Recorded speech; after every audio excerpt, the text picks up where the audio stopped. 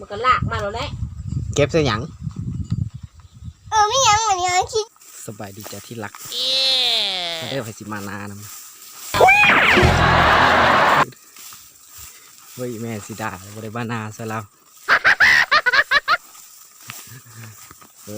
โดนด่าคักๆกูดิเทียบจะได้ไปจะมาเกี่ยวเข่านะหมา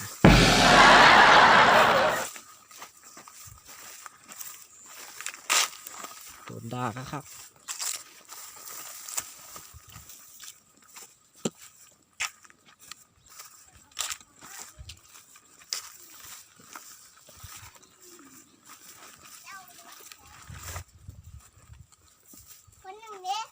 น้าไผ่น้าไผ่น้าไผ่สิได้ Oh no ใส่ข้าวฮะกุ้ยใส่บอลมัดอยู่พุ่นแหละอยู่ไสบุญเข้าไกลๆข้าวปะ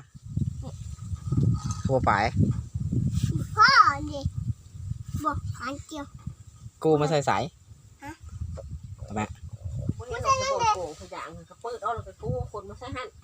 พะตังว่าไงพยางพะตังบ่เร็วดิพะตังก็ต่างอยู่สายปุ๊กเข้าอันดิไปกู้ข้าวเก็บข้าวฮะให้เอาเลยนี่ไปเก็บข้าวฮะว่าเอากระเป๋าไปเก็บข้าวฮะผู้นี่แหละมันหล่นหมดฮะมันก็ลากมาแล้วแหละเก็บเสียหยัง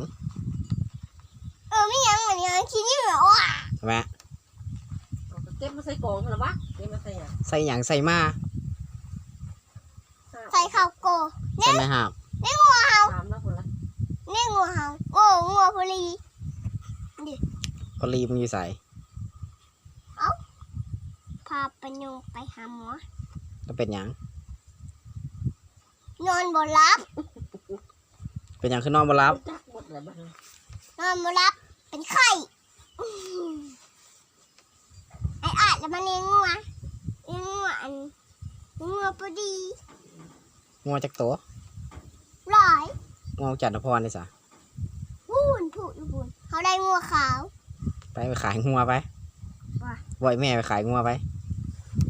ขายงัวเจ้างัวมันกินพ่อนข้าวเด้อเอ้ยเอางัวไปก็เลยเบิดอันนั้นทอดไปแม่งัว